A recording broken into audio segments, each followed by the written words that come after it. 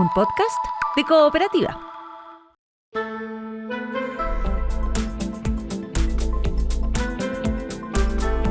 Hola Santiago, hola Chile, hola al mundo que nos sigue a través de cooperativa.cl. Este primer café de viernes 5 de junio lo vamos a compartir con Bettina Horst, directora ejecutiva de Libertad y Desarrollo, con Nicolás Eizaguirre, exministro, militante del PPD, con Cristian Monkever, vicepresidente de Renovación Nacional, también exministro, con Ignacio Walker, independiente, ex canciller, senador, presidente de la DC, en fin. Con ellos, con ella, vamos a compartir este primer café de hoy. Estás escuchando el podcast de El Primer Café, una presentación de cooperativapodcast.cl. Hola, ¿cómo están? Muy buenos días. Hay muchos temas, como siempre, temas que siguen en la agenda, que ya lo hemos conversado muchas veces, ¿no es cierto? Que la mega reforma, en fin, y sobre todo eso, ¿no? El secreto bancario que ahora volvió a la palestra con la Operación Tokio, lo que está pasando a nivel internacional también es interesante. Pero comencemos entonces por y lo de el tema de la decisión de Servicio de Impuestos Internos de cobrarle impuestos a las casas de apuestas extranjeras que llegan online y que son ilegales. Hay un proyecto de ley que se está discutiendo para legalizarla, pero todavía esa ley no existe. La Asociación de Casinos se manifestó en contra. Ayer el ministro de Hacienda respaldó esta decisión de servicios de impuestos internos. Dijo: esta materia, la ley que le compete al Servicio de Impuestos Internos es recaudar los hechos que están grabados. En fin, y que dijeron los casinos que esto era una forma de validar un negocio que opera al margen de la ley. Bueno, cortito, porque hay muchos temas. A ver, ¿qué opina de esto Bettina Horst? A ver, bueno, buenos días Buenos días. buenos días Cecilia y a los que nos escuchan.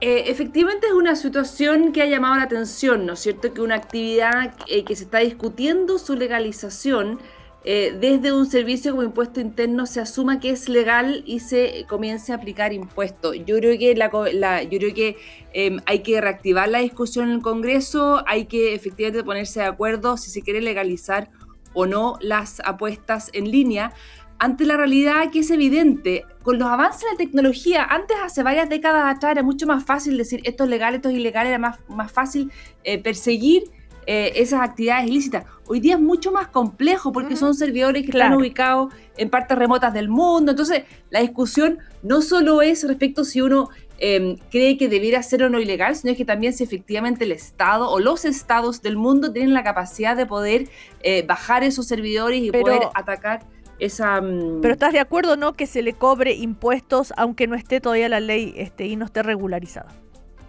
A ver, a mí me parece que debiera ser, yo creo que lo que se debió haber hecho es haber puesto discusión inmediata, urgencia, ver ese avance, porque si bien hay opiniones encontradas respecto a si hoy día la ley expresamente prohíbe las apuestas en línea, a mí sí me parece que, dada la discusión que hemos tenido en los últimos años, esto de lo que hizo Impuesto Interno viene a enredar la discusión, y yo creo que hubiese sido más limpio de haber hecho por partes, primero ver la reforma legal y después avanzar en circulares que apliquen impuestos.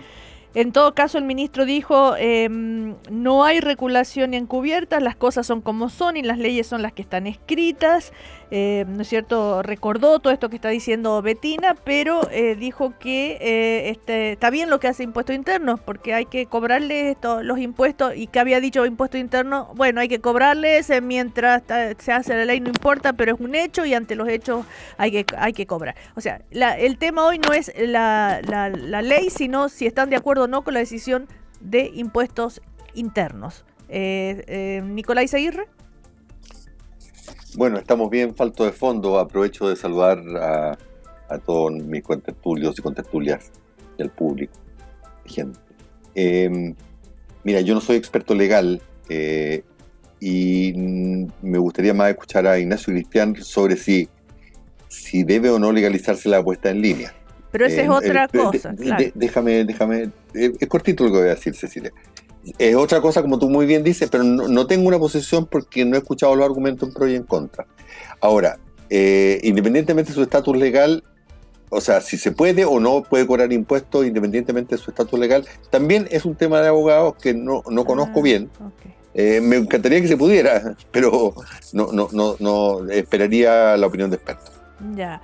Cristian Monkever, buen día. Muy buenos días. El viernes pasado, me disculpe, no pude estar, pero hoy día estamos acá. Encantado. Fue una enorme tristeza para todos nosotros, Cristian. Sí, me imaginé. Lo sentí en el alma. Hoy día está el elenco completo. Exacto. Oye, el cuarteto de los viernes. Le encanta a la Cecilia eso del elenco estable. Bueno. Oye, mira, yo, Nicolás, sin ser experto, pero a ver, la primera gran definición es que los impuestos se tienen que cobrar con base legal. Me explico, tiene que haber una ley que lo justifique. O sea, yo no puedo impuestos internos decir por circular, por decreto, por resoluciones, según lo que dicte. Hoy día voy a cobrar impuestos a tal o cual operación o actividad. Eso no se puede nomás, porque la Constitución establece claramente que tiene que haber un sustento legal claro que diga, igual como tiene que haber un sustento legal claro para que haya un delito, también para que haya un impuesto. Entonces, eso es como el primer antecedente. Entonces, el punto de impuesto interno lo desconozco, porque no lo he podido mirar en profundidad, pero impuesto interno, cuando graba o señala que va a cobrar IVA respecto de una determinada operación, tiene que tener una base legal, o si no se le van a ir abajo en 2 minutos o en 2 segundos. Entonces yo me imagino, porque impuesto interno es un organismo bastante serio y funciona bastante bien, más allá de que se puedan cometer errores, me imagino que detrás de eso hay una base legal, porque si no es imposible. Ahora, el punto de fondo es, y aquí termino con esto, Cecilia, es necesario regular esta actividad. De todas maneras, existe. Y por lo tanto, regulémosla. Uh-huh. Además, y regulémosla con claridad. Se ha intentado, sí. Incluso yo he leído por ahí que las propias organizaciones, entidades, sociedades, casas de apuestas que se dedican a esto, quieren que las regulen. Entonces, porque sacan sus cuentas y les vale la pena, etcétera, pero finalmente regulémosla. Eso además significa una significativa, como dice, y ahí Nicolás pasa a ser el experto nuevamente en las arcas fiscales tan escuálidas, dice, es una significativa también recaudación. Entonces, no sé, claro. Yo por ahí escuchaba que era como $300 millones al año en impuestos a la renta, no solamente en IVA, entiendo. Pero bueno, pero yo soy de la idea de que si se va a avanzar, que se regule estrictamente. Si la apuesta per se no es mala, existe y está regulada en otras situaciones o actividades en el país, ¿por qué no regularlo ahora? La noticia es que mientras se está discutiendo la regulación, ¿no es cierto?, que todavía no hay ley, Servicio de Impuestos Internos ha comunicado que va a exigir que las plataformas extranjeras de apuestas online paguen IVA por sus operaciones en Chile, aunque no haya ley todavía. Esa es la polémica, nada más. Sí, no, estoy de acuerdo. Ahora, y ahí, con esto sí que si esa decisión de cobrar IVA no tiene un sustento legal, se le van a ir abajo. Así que yo me imagino que tiene que haber un sustento legal para cobrar ese IVA. A eso me refiero. Bueno, hasta ahora no, o sea, debe haber otro sistema, no sé cómo lo harán, pero en todo caso es lo que generó la polémica y ayer el ministro de Hacienda, justamente teniendo en cuenta que Chile necesita recaudar fondos, dijo que respaldó la decisión de Servicio de Impuesto Interno. No sé si Ignacio quiere decir algo. Cecilia, sí, hagamos un seminario sobre el tema legal. Tú que me retas a mí por los temas. Te estoy molestando. ¿Un seminario de qué? No entendí. No, mira, Cecilia, muy breve. Sí, breve. O sea, a mí me impresiona los recursos que se mueven. Estaba viendo aquí algunos estudios. Se calcula que el mercado chileno de apuestas y juegos online anual es entre 3.000 y 5.000 millones de dólares. Que hay unos 5 millones de chilenos que interactúan en total en estas plataformas, legales o ilegales, ¿no? Y que las proyecciones señalan ingresos por 650 millones de dólares. Es bien impresionante la cifra. Ahora, raya para la suma. 1, la Corte Suprema declaró que son ilegales estas casas de apuestas extranjeras. Sí. 2, Impuestos Internos dice, mire, yo tengo que cobrar y recaudar aquello que está grabado por ley. Bueno, y el ministro de Hacienda es natural que quiera cobrar y recaudar más que no hacerlo. Por lo tanto, raya para la suma, lo que tiene que haber aquí es una clarificación y solución legal, porque esta es un área muy gris, muy oscura. Bueno, eso es uno... He dicho. Es uno de los temas que el ministro Quirós es el protagonista en el último tiempo de casi todas las noticias, ¿no es cierto? Después ayer el ministro Quirós tuvo mucha actividad ahí en el Parlamento sobre el secreto bancario, habló y sorprendió cuando anunció que están pensando en un proyecto de ley sobre este tema. Todo esto después de la Operación Tokio, que ya todos sabemos lo que es. Ahora, eso sí, nosotros voy a hacer un proyecto de ley, tengo que conversar con otros ministerios, los partidos políticos ya han reaccionado del oficialismo que no tenían idea de esto, que les hubiera gustado que se los socializara antes, pero bueno, y que pero dijo, vamos a hacer algo, pero descartó que este levantamiento sea por vía administrativa. Incluso, lo pongo como ejemplo, la reacción de Kaiser, ¿no es cierto?, el líder del Partido Libertario, cuando dice, ante el anuncio del ministro Quirós, yo no estoy dispuesto a que un militante comunista o del Frente Amplio tenga discrecional acceso a mi cuenta de banco. No hay garantía en este planeta que me haga confiar en que los delincuentes de extrema izquierda no van a abusar de este acceso si lo obtienen. Lo pongo como un ejemplo, hay 50.000 reacciones, pero una reacción bien extrema de por qué no. Lo hemos conversado tantas veces el tema del secreto bancario. Recordemos que hay un proyecto de ley que se está discutiendo en el Parlamento y el anuncio del ministro sobre este nuevo proyecto. Y dicho del fiscal nacional Ángel Valencia, sería más sencillo investigar para la Fiscalía sin que la Fiscalía pudiera revisar las cuentas sin autorización judicial, etcétera, etcétera. Ya lo hemos hablado muchas veces, como decimos. Nicolás Izaguirre. Bueno, las declaraciones de Kaiser me parecen simplemente insólitas. O sea, tenemos un nuevo Estado de Derecho donde las decisiones administrativas o judiciales se van a cumplir o no en función del pensamiento político de quien las aplica. Dios mío. Bueno, si esto es ley, lo tendrá que cumplir, aunque no le guste la orientación política del juez que corresponda, ¿no? Uh-huh. Es como una cuestión de mínima civilizatoria. ¿En qué estamos en este país ya?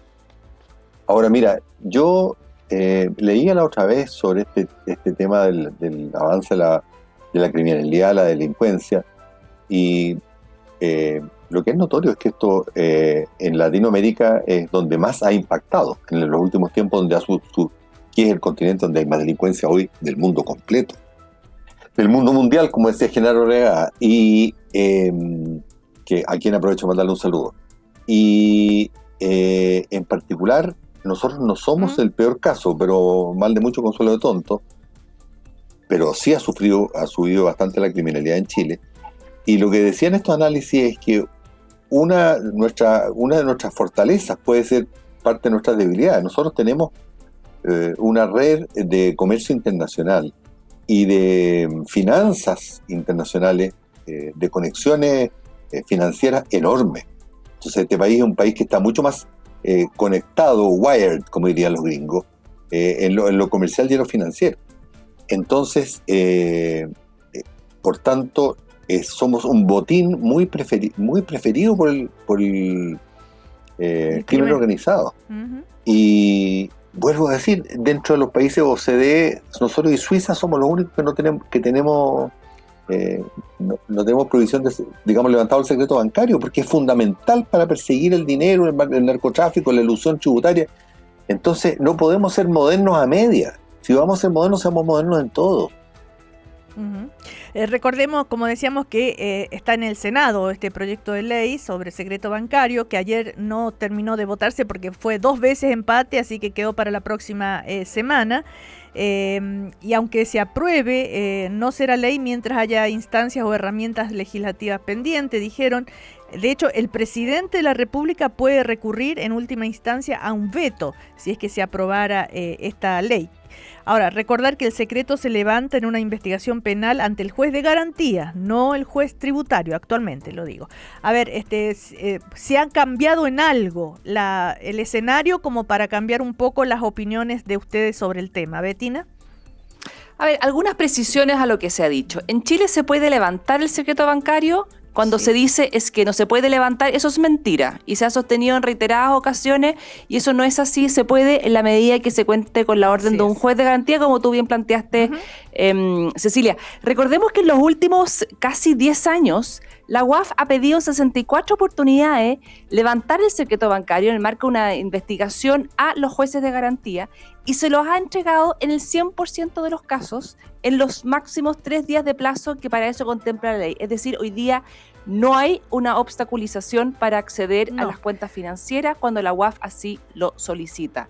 Acá hay dos derechos, ¿no es cierto?, que de alguna forma hay que proteger. Uno, el derecho a la privacidad y dos, el derecho y la necesidad de poder investigar en estas causas penales, tal como planteó Nicolás, que han avanzado en Chile y que hay que contar con las herramientas. Entonces, hoy día no es un impedimento para ello. Se podrá perfeccionar, se podrá bajar el plazo. Recordemos cuando recientemente se aprobó otra ley de inteligencia. Ahí, por ejemplo, para escuchas telefónicas, para interceptación de comunicaciones, ahí se mantiene también que tiene que ser el juez el que tiene que dar la autorización, pero se definió que tenía que haber un juez como de turno, ¿no es cierto?, que podía entregar en un plazo más breve la autorización. Yo creo que hay que avanzar en esa línea, porque más allá de lo que dice el diputado Kaiser, a mí me parece, el exdiputado Kaiser, a mí me parece que hay un punto ahí. La UAF y muchas de las instancias del sector público son parte del engranaje político, dependen de la exclusiva de la exclusiva relación que tiene con el presidente de la República y de la exclusiva confianza con el presidente de la República. A mí me parece que el mundo político tiene que estar separado de la capacidad investigativa que hay hoy día en distintas áreas y que interfieren con la privacidad de las personas. Y eso es el principio que hay que resguardar y que se puede resguardar sin afectar la necesaria investigación que se tiene que hacer por las distintas instancias. Entonces, pedir un permiso previo que no obstaculice, que no burocratice, a mí me parece que va en la dirección correcta y es donde hay que avanzar, porque de lo contrario, si le entregamos esa facultad al mundo político, independiente si son derechas, izquierdas, verdes, amarillos o rojos, acá lo importante es que haya una cortapisa al poder político para inmiscuirse en los temas de la vida privada. Si no, pensemos que el día de mañana la persecución política, no lo queramos, nuestra democracia es sólida, pero uno nunca sabe los vaivenes en el futuro, entonces a mí me parece bien establecer esas cortapisas. Ahora, ¿cómo se explican los dichos del fiscal Valencia? Advirtió sobre las dificultades regulatorias vigentes para rastrear el dinero. Sería más sencillo, como dijo, investigar estos delitos si la Fiscalía pudiera, sin autorización judicial, revisar las cuentas de cualquier persona. Bueno, el fiscal está siendo fiscal, ¿no es cierto? Él solamente pone su punto de vista desde el punto de vista del fiscal. No se pone en la posición del ciudadano que pudiera efectivamente... claro. control desde el Poder Judicial, no se mantenga esa independencia para acceder al levantamiento de ciertas privacidades, avanzar en esa línea. Pero a mí me parece que el fiscal pone su punto de vista, pero que también hay que lidiarlo con el punto de vista de la ciudadanía, que merece y necesita el debido resguardo también de sus derechos fundamentales. En todos esos países donde existe, ¿no están resguardados esos derechos fundamentales, Ignacio Walker? A ver, en Chile efectivamente existe el levantamiento del secreto bancario por orden judicial. 2, la operación Tokio, son como 80 millones de dólares, ¿no? Demuestra que hay una gran vulnerabilidad en el sistema chileno, especialmente desde el punto de vista de fiscalización o falta de fiscalización adecuada y controles internos, ¿no? 3, la UAF fue creada para justamente ver este tema de las operaciones sospechosas. ¿Por qué? Porque los temas de lavados de dinero, evasión fiscal, corrupción, o sea, hay mucho en juego en términos de los bienes públicos aquí comprometidos, del orden público económico. Ahora, la pregunta es si hay que ir más allá de una orden judicial. Yo estoy abierto a esa discusión Quiero aclarar que el director de la UAF efectivamente es designado por el presidente de la República, pero por alta dirección pública, ¿no? A propuesta de alta dirección pública. Entonces, yo creo que este es un debate muy legítimo que tiene que ser zanjado legalmente, al igual que el tema de las casas de apuestas extranjeras. Y lo que estamos viendo en este mundo globalizado, con ecosistemas digitales globales, ¿no es cierto? Y todo lo que sabemos, todo interconectado, es que hay mucha vulnerabilidad financiera, que hay muchos bienes públicos comprometidos, y por lo tanto yo creo interesante esta discusión, si basta con la orden judicial. La Corte Suprema emitió una opinión en la tramitación de ese proceso diciendo, a ver, no que está sobrepasada, pero casi, desde el punto de vista de su propia capacidad para estar caso a caso, ¿no es cierto?, en términos de las órdenes judiciales. Es muy sensible, yo creo que hay que cuidar el secreto bancario, ese es un bien que hay que resguardar, pero ante la arremetida del crimen organizado transnacional, del narcotráfico, bueno, hay que ponerse más creativos, innovar, sin sacrificar derechos, pero velando por ese orden público económico. ¿Y Cristian Monkeberg, qué opina? Aquí estoy. Vamos desmenuzando un poquito lo que hemos ido conversando para aportar un par de ideas. Valencia señalaba, ¿debe la Fiscalía tener esta facultad sin pedirle permiso al juez? Eso es más peligroso que un mono con navaja. Pero así funciona. Mi curiosidad es la siguiente. En los países donde existe, no, déjame. ¿Funciona así? Ya, está bien. En los países donde existe un organismo. A ver, Cristian, espera. Te vamos a volver a conectar porque se nos está interrumpiendo tu conexión. No, se entrecorta, te vamos a volver a conectar. Nicolás Izaguirre, ¿tú puedes contestarme esa pregunta que yo hacía? Mira, la diferencia está en si el que autoriza el acceso, que por lo demás es un acceso a los saldos finales, no al movimiento día a día de las cuentas bancarias, es un juez de garantía, o sea, que está en el ámbito del Poder Judicial, o un juez administrativo que está en el ámbito ya sea de impuestos internos o ya sea de... esta es una discusión, como te digo, que en el mundo se ha zanjado. ¿Sí? ¿Se ha zanjado cómo? Cecilia, yo te puedo llenar el vacío. A ver, ¿qué pasó con Nicolás Izaguirre ahí? Nicolás, ¿estás ahí? ¿Se cortó también? Betina. Yo lleno. Lo que dice Ignacio es cierto, ¿no es cierto? En Chile el director de la UAF es un cargo de alta dirección pública que es nombrado por el presidente de la República y removido en cualquier minuto. Las estructuras de Estado que tienen muchos de los países OECD se basan en una separación más marcada entre lo que es el gobierno de turno y lo que son las funciones de Estado, ¿no es cierto? En Chile no, en Chile todavía las decisiones políticas, las cercanías políticas de confianza al presidente de la República están muy presentes en la estructura del Estado. Entonces, es una extensión, incluso los servicios que están bajo la concursabilidad de la alta dirección pública siguen siendo de directa confianza y de remoción directa del presidente de la República, por lo cual no existe esa separación. Entonces, eso es lo que yo planteo en cuanto a no le entreguemos al poder político instrumentos de invasión al derecho de la vida personal de las personas, ya sea escuchas telefónicas, ya sea revisión de sus domicilios y revisión de la cuenta bancaria sin autorización judicial. Ese es el punto de fondo, porque hoy día el Estado en Chile todavía depende mucho de los bienes políticos y eso es lo que hay que proteger a la ciudadanía. Vamos a ir a comerciales. ¿Cecilia?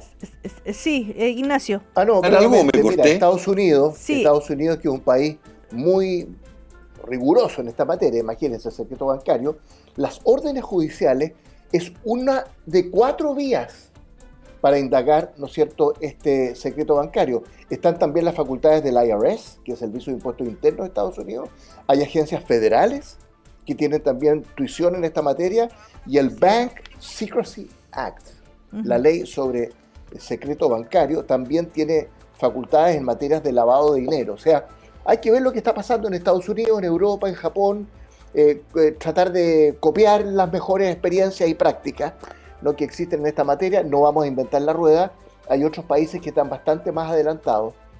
que garantizan el secreto bancario, pero que también tienen mecanismos, no solo judiciales, para indagar, ¿no es cierto?, temas de lavado de dinero, de evasión fiscal, de corrupción, que es lo que estamos viendo. Claro. Vamos a ir a comerciales. Y ahora vamos a comerciales. Sí, y a la vuelta ya tenemos repuesto todas las otras conexiones. Estás escuchando el podcast de El Primer Café, una presentación de cooperativapodcast.cl. Seguimos en el primer café con Ignacio Walker, Cristian Monkever, Nicolás Izaguirre, Bettina Horst. Antes de irnos a comerciales, estábamos ya terminando, estaban de analizar el tema del famoso secreto bancario que tantas veces se ha conversado, y que la actualidad ahora es que ayer en el Senado no se logró finalmente la votación final porque hubo empate en el proyecto de ley que existe, y también a propósito del caso Tokio, donde las alertas no funcionaron, digamos, y se realizó este lavado de dinero millonarísimo, sin que se pudiera detectar antes. De ahí entonces que volvió a ser tema. Cristian Monkever, faltaba la opinión de Cristian Monkever. Sí, parece que me escuchaba pésimo. Así anteriormente. Es. Vamos. Muy bien, ahora estamos bien. Oye, breve. A ver, mira, varias cosas respecto del secreto bancario.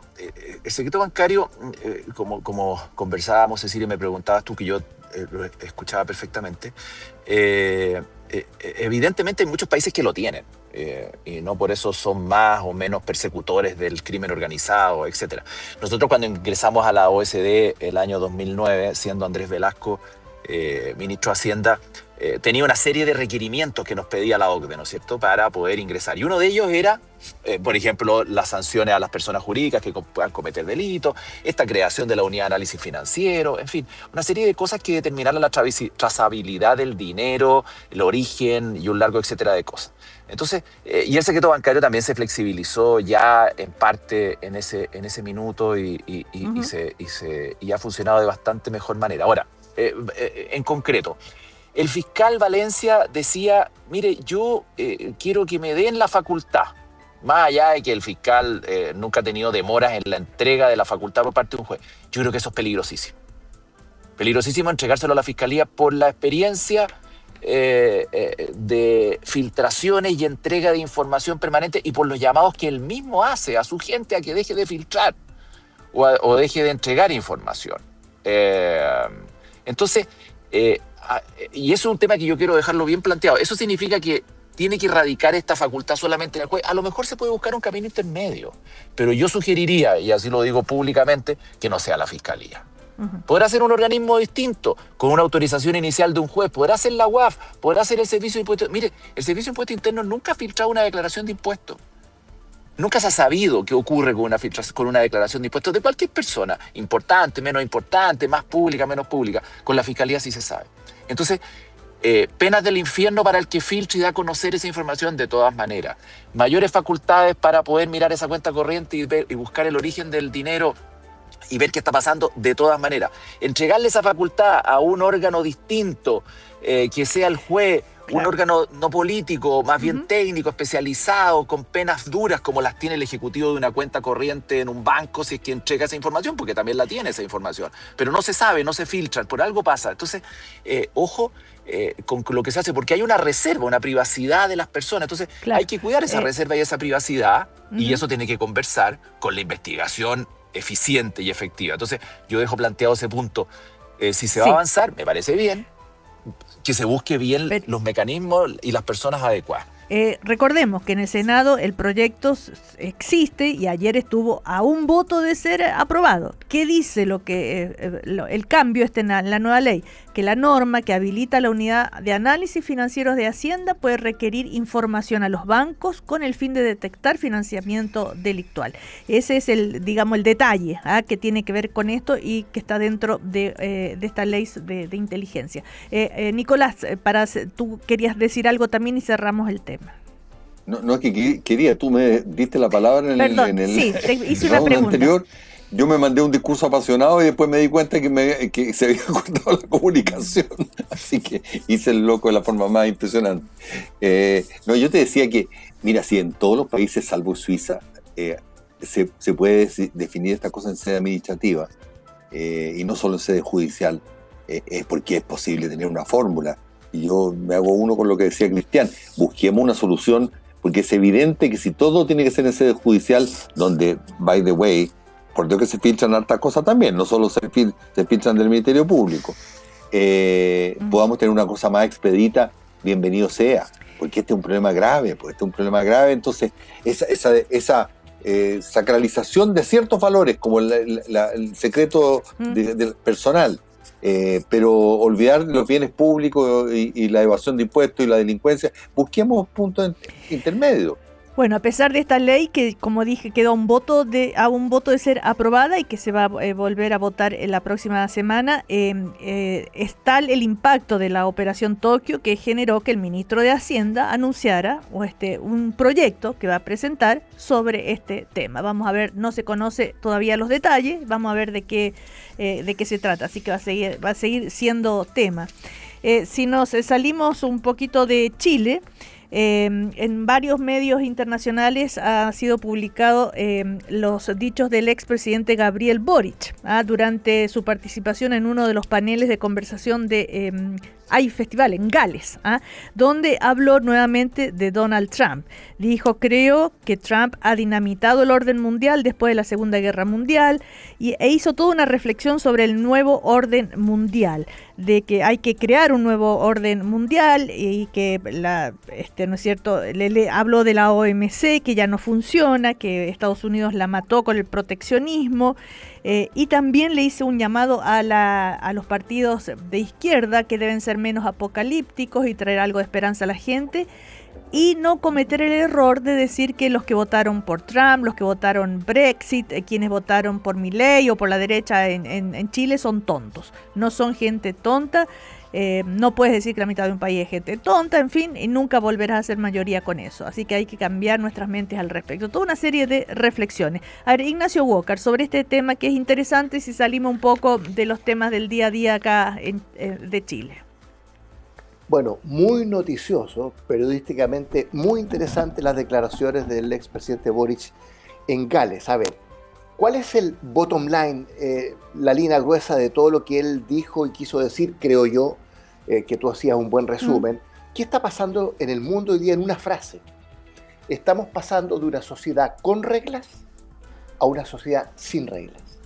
Y ese es un cambio monumental. O sea, toda la arquitectura internacional de este orden liberal internacional de los últimos 80 años, desde la Carta de San Francisco de Naciones Unidas en 1945, apuntaba ¿a qué? A establecer reglas, instituciones en los últimos 30 años para velar por qué, la gobernanza de la globalización, ¿no? Bueno, todo eso efectivamente está dinamitado, como dice el presidente Boric, que yo lo comparto, por la era Trump, un Donald Trump que tiene una personalidad, un carácter, una política que se expone de espaldas a todo aquello. ¿Por qué?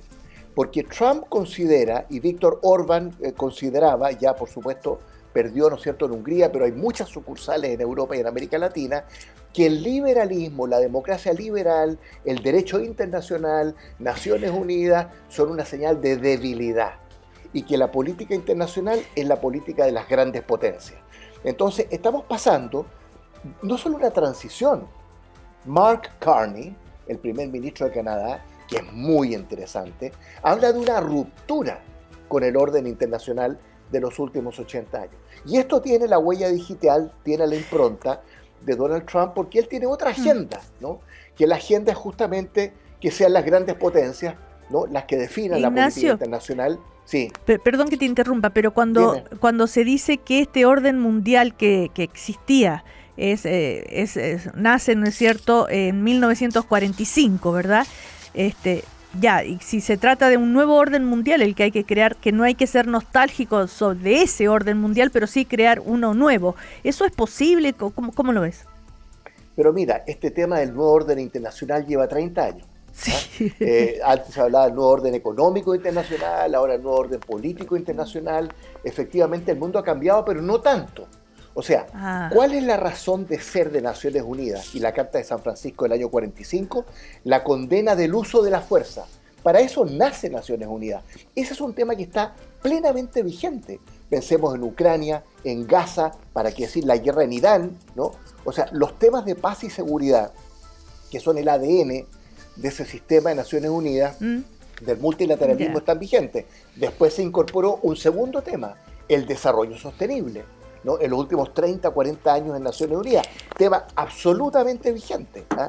Transición energética, cambio climático, ¿no es cierto?, el desarrollo sostenible. Y tercero, el gran pilar ético, ¿no es cierto?, de todo ese orden internacional, que es el tema de los derechos humanos, ¿no? Y no solo la declaración del 48, todo el tema de los crímenes de guerra, crímenes de lesa humanidad, genocidio, la Corte Penal Internacional. Bueno, Trump no cree en nada de eso, ¿no? Efectivamente, él está haciendo una acción de demolición de ese orden. Y yo no quiero culpar de todos los males a Trump, tampoco soy nostálgico del orden del 45, ¿no? Pero a mí me parece muy interesante, muy atingente la reflexión, sobre todo en lo que atañe a la izquierda, ¿no? De ser menos apocalípticas, de no ser nostálgicos, que la gente que vota por estos líderes populistas de derecha no son tontas, o sea, tenemos que ir a la raíz de por qué la gente está votando. De la Espriella ganó sorpresivamente en Colombia el domingo pasado, ¿no? Y veremos qué pasa en Perú. En Perú el domingo. Entonces, a mí me parecen muy interesantes las declaraciones del presidente Boric. Y que cumple, termino con esto, Cecilia. Sí. A veces la gente dice, oiga, pero esto de los expresidentes que además tienen sueldo y tienen dieta. Claro, pues, porque son instituciones los expresidentes que están plenamente vigentes, ¿no? Y que están al servicio del país, de los intereses permanentes, de los objetivos y principios de la política exterior chilena. A ver, Bettina. Sí, acá estoy. A ver, a mí me parece interesante lo que planteaba el expresidente Boric, pero yo tengo dos comentarios al respecto. Independiente de la posición que uno pueda tener, las opiniones, las críticas que uno pueda tener respecto al presidente Trump, yo creo que el cambio del orden mundial viene de mucho antes, y él probablemente es un resultado de ese cambio del orden mundial y también del cambio político, y probablemente la desafectación con la política más tradicional que tiene hoy día la ciudadanía en distintas partes del mundo por lo que ha sido en los primeros años. La OMC, por ejemplo, la Organización Mundial del Comercio, la verdad que había pasado a ser un órgano irrelevante de hace bastante antes. Entonces, para entender también, porque cuando uno busca soluciones o caminos de salida, también hay que entender bien en qué momento estas instituciones se fueron debilitando. Entonces, yo creo que es importante también tener una discusión respecto de ella. Yo lamento, y volviendo a hablar del presidente Boric, yo lamento que, por ejemplo, para la cuenta pública no haya estado ni él ni la presidenta Bachelet. Yo creo que eso es un gesto no republicano. Claro, había otra agenda afuera, pero bueno, las agendas uno sabe que también se pueden administrar y se pueden mover. Entonces, yo creo que para esta nueva construcción, ¿no es cierto?, de fortalecimiento del diálogo democrático, me parece que es una mala señal que la expresidenta Bachelet y el expresidente Boric hayan estado para la cuenta pública. Entonces, ahora, otra cosa que también se dijo, por lo que he podido ver en la prensa y que tú no planteaste, Cecilia, es que él dice que no descarta volver. Ahí habría que ver cómo se interpretan las palabras, ¿no es cierto? Volver a ser presidente de la República. Entonces, claro, él dijo que seguramente va a estar en el COMEC, pero que eso era algo que se irá decidiendo. Pero estamos hablando del orden internacional, o del domicilio del presidente. No, del tema internacional era. Nicolás, estamos en un panel abierto, democrático y plural. Por lo cual, si uno cree que es importante. Yo puedo hacer una pregunta. Porque de lo contrario tendría que preguntarte. ¿Me estás censurando, Nicolás Izaguirre? No, le estaba hablando a la Cecilia, no a ti, Bettina, en primer lugar. Esto se puso bueno, ya. Oye, pero no aburrimos a la audiencia pública, porque a la audiencia, pero yo creo que sí es importante ahí, y ahí sería interesante también la mirada de Nicolás y de Ignacio, de qué ven como en el nuevo reordenamiento de las izquierdas en Chile, porque sin duda con él ya entrando a la cancha cambian la fuerza y cambian los liderazgos. A ver, Nicolás Izaguirre. Bueno, ahora te hablo a ti porque la Cecilia, Bettina contestó por ti cuando no le estaba hablando a ella, pero bueno, en fin. Mira, a mí me parece que este tema que para la gente normalmente es súper abstracto y lejano, este tema del orden internacional, es de lo más importante. Yo siempre trato de traerlo a colación. Dije cuando comenzó la guerra con Irán que ese shock que teníamos, esta inflacionario, nos iba a perjudicar muchísimo, y mira cómo la economía anda bastante mal ahora, en parte fundamental por eso. Bueno, nosotros como chilenos Chile se ha beneficiado en dos grandes etapas de la historia de los últimos tiempos. durante lo que se llamó la Belle Époque, en que la hegemonía la tenía el Imperio Británico y se expandió brutalmente el libre comercio. Después vinieron las guerras mundiales, vinieron los conflictos, ¿cierto?, de la Guerra Fría, el proteccionismo, y después nuevamente, y debo decir que, aunque no son de mi lado, gracias en parte a las políticas de Thatcher y de Reagan, el mundo se globalizó nuevamente y Chile floreció por segunda vez en su historia republicana. Bueno, ahora desgraciadamente nos impulsionamos nuevamente. Y esto tiene que ver con el conflicto de Estados Unidos y China, lo he dicho muchas veces. Uh-huh. Pasamos de un mundo unipolar, tras la caída de la Unión Soviética, año 90, en que el comercio internacional y las reglas se expandieron, un orden liberal, que Chile le fue estupendamente bien con sus exportaciones, a nuevamente un mundo multipolar, donde no hay una gobernanza clara, donde se pasan, ¿cierto?, contenciones comerciales y geopolíticas entre unos lugares y otros. Por tanto, yo estoy completamente de acuerdo, lo mencionaba Ignacio, con el punto de vista de Mark Carney, el canadiense. Tenemos que ir a una gobernanza internacional mucho más inclusiva en el Fondo Monetario, en el Banco Mundial, en Naciones Unidas, en el Consejo de Seguridad, y volver a tener reglas. Porque en un mundo de gigantes, nosotros que somos chiquititos, la verdad es que nos van a pisar. La ley de la selva para nosotros es lo peor. Y la verdad es que no se ve muy bien eso hacia adelante, pero esto es muy importante. Pero ¿cómo se construye un nuevo orden mundial? Se podría preguntar la ciudadanía, ¿no es cierto?, en esta época donde han cambiado tanto las fuerzas de poder, el poder económico, las grandes compañías. Bueno, yo creo que los países medios, los BRICS, más otros, más Canadá, tienen un papel fundamental que jugar. Esto no es fácil, ¿eh? Porque los tres grandes, Rusia, China y Estados Unidos, van a seguir marcando la cosa, y a ellos les conviene más bien la ley en que se entiendan entre ellos y que el resto seamos públicos nomás. Pero, o sea, esto va a ser difícil, no es fácil. Claro, recordemos, ¿no es cierto?, quienes controlan la información, por ejemplo, en buena parte del mundo, ¿verdad? Bueno, todo este proceso que estamos viviendo de revolución tecnológica, le podríamos llamar. Cristian Monkeberg. Oye, varias cosas.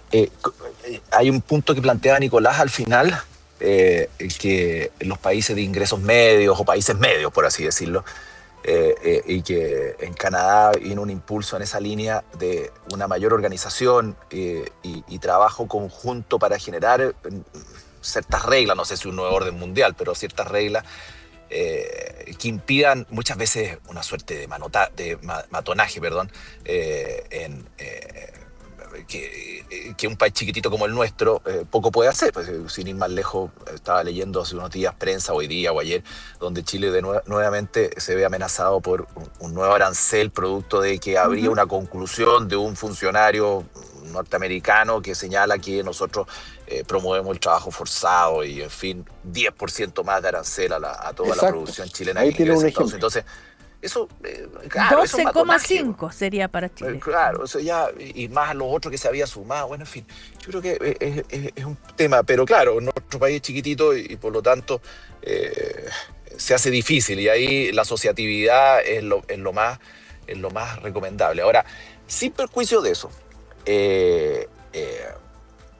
son las paradojas de la vida, porque el presidente Boric, que me parece muy bien que haga estas reflexiones, señala de dinamitar el orden mundial. Nosotros estuvimos a punto de dinamitar el orden local, pues, si no nos olvidemos que en la convención, y yo siempre lo recuerdo, en la que me tocó formar parte, se planteaban cosas radicalmente distintas a las que estábamos acostumbrados desde el punto de vista institucional, y casi, si no es por el plebiscito de salida, se dinamita el orden local de manera intensa. Yo lo dejo planteado porque son reflexiones que él plantea, pero que también es importante hacer esas reflexiones a Chile. ¿Y por qué lo señalo? Porque está claro que el presidente Boric lo ha dicho, tiene todas las ganas del mundo, y me parece súper legítimo, y lo he dicho yo en este panel varias veces, que tiene cuerda para rato, y lo más seguro que vaya a ser candidato presidencial de nuevo. Y él plantea un punto de vista muy potente en ese sentido, y ahí los llevo a lo local de nuevo, no a lo contingente, pero sí a lo local. La izquierda tiene que dejar de ser apocalíptica, o si no, y dejar de pensar que allá están los tontos, pues lo dice así, o los estúpidos, y acá están los inteligentes. Porque así no vamos a convencer a nadie. Es un tremendo desafío. De qué plantear, cómo dejarse caer, cómo recoger las inquietudes ciudadanas, por ejemplo, en materia de seguridad ciudadana, empleo, inteligencia artificial y un largo etcétera de cosas, en torno a un discurso desde la izquierda. Y yo creo que hay un tema bien relevante que plantea, que lo deja puesto sobre la mesa, y que no es un desafío solamente para la izquierda en Chile, sino que en general a nivel internacional se han visto izquierdas que han estado un poquito perdidas en su discurso, y que hoy día lo que se busca y lo que la ciudadanía busca es algo distinto. Y a no pensar que porque votan por Trump o votan por Milei o votan en Chile por José Antonio Kast o no sé, o en Colombia, son tontos. Yo creo que hay un tema bien de fondo y que requiere reflexión. El Frente Amplio la está haciendo. Yo he visto al partido como, no sé a qué conclusiones va a arribar, pero en un proceso de discusión intensa que ha durado varios meses, y seguramente van a sacar conclusiones. Yo creo que estos anuncios ayudan a eso. Bueno, nos vamos a ir a comerciales. A la vuelta seguimos. Estás escuchando el podcast de El Primer Café, una presentación de cooperativapodcast.cl. Seguimos en el primer café de hoy con Nicolás Eizaguirre, con Bettina Horst, con Cristian Monkeberg y con Ignacio Walker. Bueno, ya vamos a seguramente, en medio de las noticias que van pasando en Chile, como lo dicho por el presidente de la Cámara de Diputados, que la UDI, si bien no va a firmar el texto de la acusación constitucional contra Nicolás Grau, sí la votaría a favor. Esa es la noticia, va a seguir siendo noticia ese tema. Pero más inmediato es lo que va a pasar este fin de semana en Perú, nuestros vecinos, ¿no? El candidato izquierdista Roberto Sánchez y la candidata de derecha Keiko Fujimori parece que se encuentran en un empate técnico. Esto es un sondeo que hizo Ipsos, que se presentó a clientes privados hoy, porque en Perú está prohibido difundir cifras a una semana de la votación. Y podemos agregar para los comentarios que hubo una carta del grupo Libertad y Democracia, donde hay exmandatarios que llaman a votar por Keiko Fujimori, ¿no es cierto? Entre ellos Felipe Calderón de México, Mariano Rajoy de España, Jorge Quiroga de Bolivia, Macri de Argentina y también Eduardo Frei Ruiz-Tagle de Chile. A ver, sobre esta situación, ¿qué dirías, Nicolás Eizaguirre? Bueno, la verdad de las cosas es que tú sabes que uno de mis temas favoritos es el tema del sistema político. Y cuando tú tienes un sistema político anárquico que no tiene ninguna convergencia hacia el centro, que es lo que yo sueño para Chile, grandes alianzas hacia el centro, como en Alemania, tú terminas con esta multiplicidad de candidatos en que termina ganando el más popular de esa semana. Bueno, Keiko ha sido un poquitito más persistente, pero tampoco tenía gran porcentaje. Entonces, el más popular de la semana deja de ser popular la semana siguiente y el gobierno cae, y así no tiene ninguna orientación de largo plazo. Lo de Perú tiene que hacernos reflexionar mucho, porque podemos terminar allí. Desgraciadamente, cuando el sistema se fracciona y la gente está con agobio, eligen al popular de la semana. Y aquí nos hemos pasado en el último tiempo entre un relato de la izquierda más radical, que era un relato falaz, porque en Chile el problema fundamental no era solo expandir derechos sociales, había que crecer, había que mejorar la productividad, había que mejorar la gobernanza, y tampoco el relato de este gobierno en que hay una reconstrucción que no se entiende, que se hace solamente bajando impuestos, con una cuestión de seguridad pública que todavía no se entiende mucho. Entonces así no vamos a ninguna parte. Creo que lo de Perú es exactamente a lo que no tenemos que llegar. Ahora, estos 14 expresidentes que respaldan a Fujimori, ¿les sorprende, no les sorprende, Bettina? A ver, lo que pasa que efectivamente, como lo dice Nicolás, el sistema político en Perú es tremendamente complejo y ha sido bastante disfuncional. Ese país sigue funcionando a pesar de que el mundo político, el sistema político no funciona. Es bien impresionante también esa parte de la discusión. A mí no me extraña porque la alternativa es de corte muy de izquierda, no necesariamente va a sacar a Perú de la situación en la que está respecto de reformas institucionales que permiten abrazar una democracia liberal estable en el tiempo. Entonces, a mí no me extraña para nada. Lo que yo sí espero, que los resultados se respeten, porque hace poco tuvimos la elección en Colombia, ¿no es cierto? Y ahí el candidato de ultraizquierda ha decidido desconocer los resultados electorales respecto de quienes pasan a la segunda vuelta. Eso aún no está definido, la segunda vuelta. Entonces me llama la atención y espero que la izquierda en el mundo y también desde Chile se condene el no reconocimiento por parte del presidente de izquierda extrema de Colombia, Petro, a aceptar y a reconocer los resultados que se dieron en Colombia hace un par de semanas atrás. Yo espero que esa situación no la volvamos a repetir ahora en Bolivia, sino más bien que se respeten los resultados por muy estrechos que sean, porque todo indica que los resultados van a ser muy estrechos. Y ahí hay que también reconocer, a pesar de todos los problemas que tiene nuestro sistema político y nuestro sistema electoral en Chile, lo limpio y lo incuestionable que han sido todas las elecciones desde el año 90 a esta fecha. Ignacio Walker. Mira, hay un dato bien interesante cuando uno compara Perú con Colombia.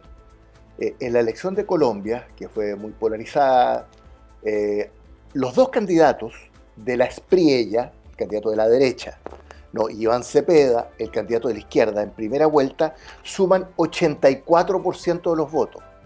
O sea, en un esquema de mucha fragmentación parlamentaria, electoral, en Colombia, como en muchos países, pero los dos candidatos presidenciales, ¿no?, sumaron 84% de los votos. En Perú, ¿no?, Keiko Fujimori y Roberto Sánchez sumaron 29%. O sea, la fragmentación político-electoral en el Perú es patética.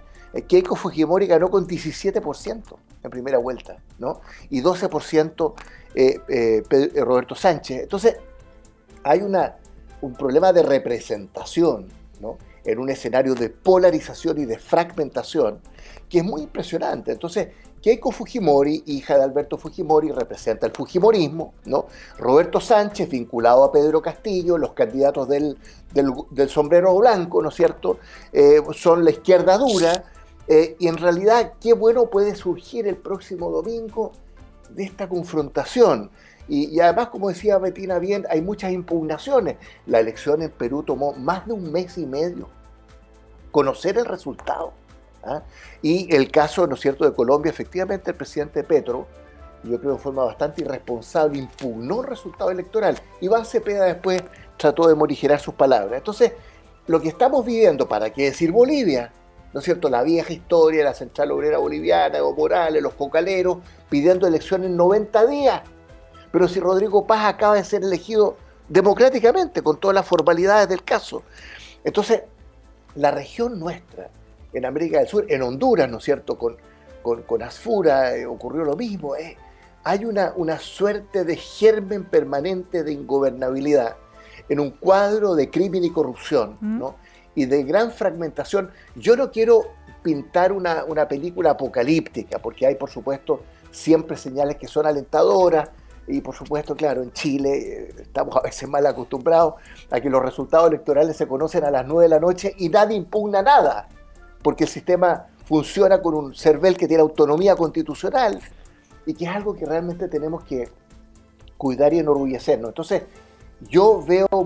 termino con lo siguiente, Cecilia, porque para los cientistas políticos Perú es un dolor de cabeza. ¿En qué sentido? Los cientistas políticos y los economistas y los cientistas sociales, ¿sí?, porque el neoinstitucionalismo es la escuela que rige, siempre hemos creído que la política y las instituciones son lo principal, ¿no?, que las fuerzas económicas, los mercados no son autónomos.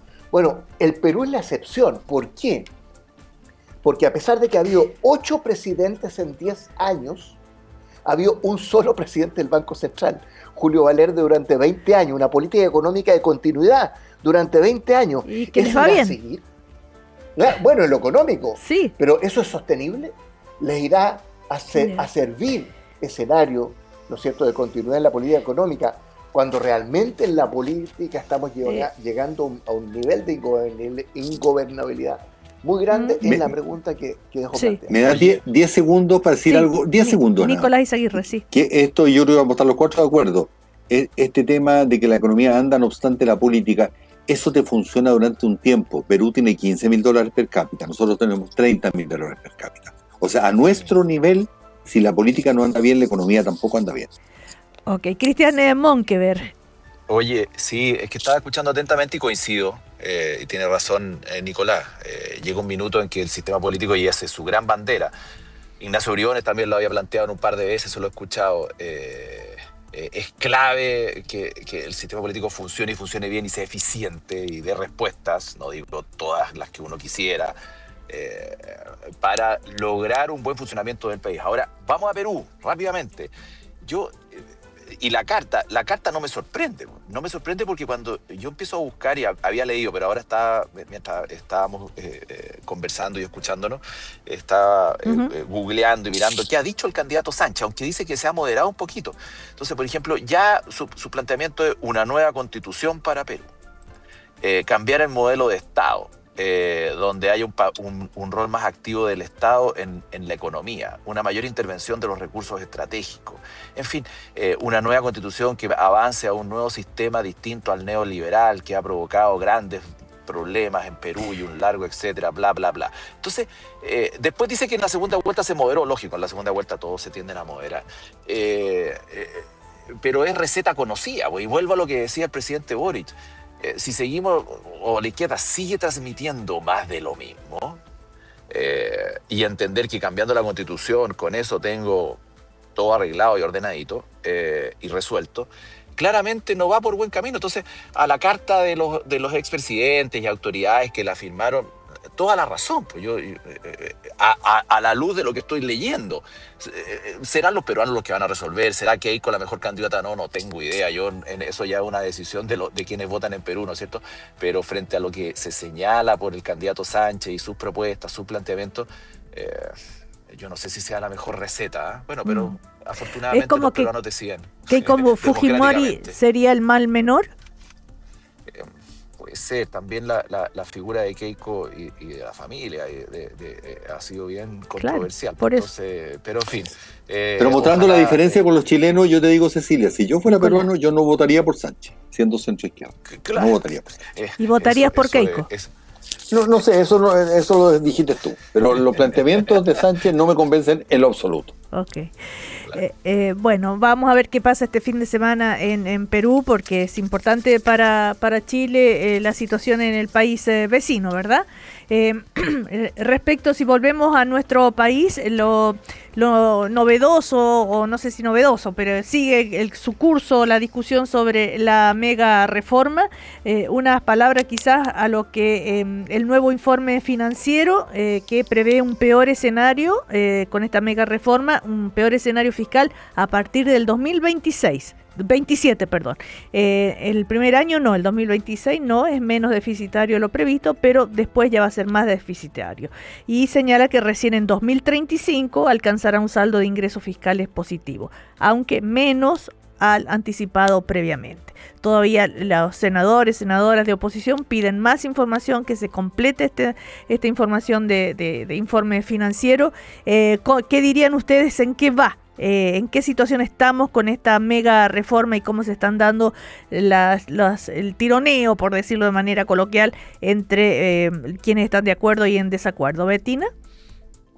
A ver, yo creo que la reforma sigue bien encaminada en cuanto a su aprobación final, ¿no es cierto? Obviamente el texto va a salir distinto del Senado de cómo ingresó, y eso me parece que es parte de las conversaciones. Lo que yo sí espero que no se desdibuje, porque a partir de las últimas cifras de crecimiento económico los primeros meses del año, a partir del fuerte aumento del desempleo, también cifras recientes que hemos conocido, y también a partir de esta situación fiscal que hemos visto que ha sido bastante más negativa, bastante más peor, bastante más deficitaria de lo que se esperaba inicialmente a partir de la revisión de las cifras, etcétera, hace cada vez más necesario empujar el proyecto en la dirección en la que apunta, en cuanto a que permite destrabar la economía, generación de mayor empleo, y a su vez eso también va acompañado de una generación de mayores ingresos fiscales.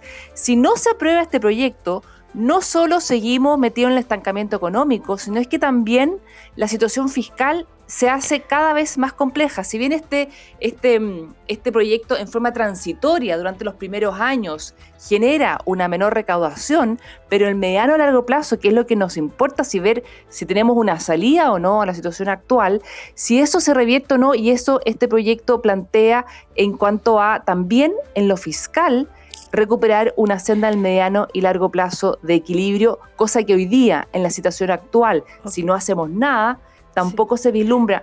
No habría mayor empleo, no habría mayor crecimiento, no habría mejores remuneraciones y tampoco habría una convergencia fiscal necesaria. ¿No han visto nada, ningún cambio, cambio de actitud, alguna,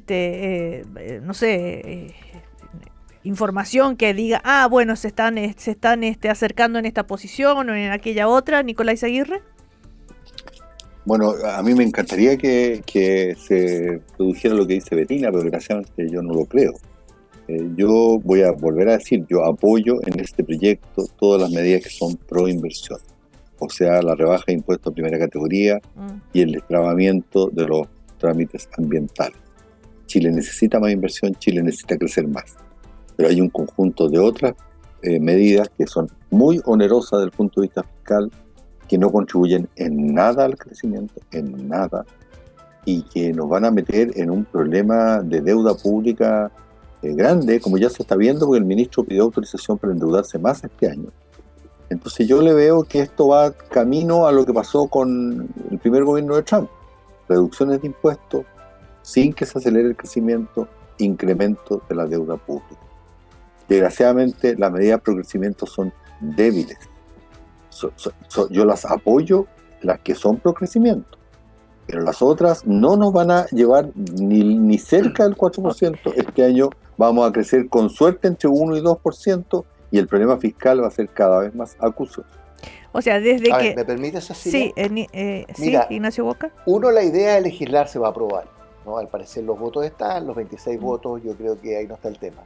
La batalla se va a dar en la discusión en particular, ¿no? Sí. Y hay los temas que aquí se han mencionado, partiendo por invariabilidad, el tema de las donaciones, de las contribuciones, de la repatriación de capitales, van a ser temas que a lo mejor no están los votos que se necesitan para aprobar algunos de esos mecanismos, pero el tema de fondo es otro. La mega reforma, que es una reforma tributaria, es un proyecto ideológico, ¿no? Y yo creo que el ministro Jorge Queiroz ha encarnado muy bien lo que piensa en el fondo el presidente Kast y su gobierno y el Partido Republicano, y es que el Estado es parte del problema y no es parte de la solución. En eso consiste el proyecto de la mega reforma, en eso consiste esta reforma tributaria. Hay un proyecto ideológico, político, que tiene mucha fuerza y mucha convicción en el presidente, en su partido, en la derecha, que va a llevar, todo economista que yo he escuchado en los últimos 3 meses, todo economista de derecha, centro, izquierda, está de acuerdo en lo siguiente, que esto va a producir más déficit fiscal y más deuda pública. No he visto a ningún economista serio que no reconozca que esto conlleva más déficit fiscal y más deuda pública, lo que es un contrasentido con el discurso del gobierno que dice que el gran problema de Chile es un tema fiscal, ¿no? En segundo lugar, la cajita feliz no existe. La cajita feliz es bajamos los impuestos, sube la inversión, sube el crecimiento y sube la recaudación. Esa cajita feliz no existe, comparativamente que yo sepa, en ninguna parte del mundo. Por lo tanto, hay un cierto dejo de ingenuidad. Pero más que ingenuidad, hay un proyecto político ideológico que significa traspasar recursos del sector público al sector privado, ¿no? Y en ese sentido creo que este es un gobierno consecuente, que se está jugando todas las fichas con Jorge Queiroz. Yo no creo para nada en eso, ¿no? Yo soy muy crítico de esta arremetida política ideológica, de esta involución conservadora que partió con el segundo proyecto constitucional. A nosotros se nos olvida que después del proyecto refundacional del Frente Amplio y del Partido Comunista, que yo voté por el rechazo, vino un proyecto de involución conservadora, restauracionista, conservador, del Partido Republicano, 22 de 50 votos en la convención, ¿no? Que hizo caso omiso de la propuesta unánime de la comisión experta. Ese es el Chile que estamos viviendo, ¿no? Y hay que decir las cosas como son. Para cerrar ya el primer café, Cristian Monkeberg. Oye, sí, es que, bueno, no sé si voy a aportar mucho en lo técnico, pero hay un tema central que a mi juicio es importante. Seguimos haciendo más de lo mismo, seguimos creciendo al 1% y seguimos engrosando la deuda pública. o buscamos alternativas. Yo creo que el movimiento del tablero que está intentando llevar adelante el gobierno desde el punto de vista de crecimiento, carga fiscal, activación económica, es un punto de discusión válido y muy legítimo y muy necesario. Podremos discutir si es el adecuado o no, si hay que hacer algún ajuste, pero no nos olvidemos que este gobierno fue elegido precisamente por 2 o 3 promesas centrales, y una es esta. Y hay bastantes coincidencias. El propio Nicolás lo ha señalado, que es experto en estos temas, que tiene mucha coincidencia en lo que es proinversión, incluso en disminuir carga tributaria. En fin, por eso yo insisto, pareciera que la oposición no quiere conversar, o si quiere conversar, pero no da el puntapié inicial para esa conversación.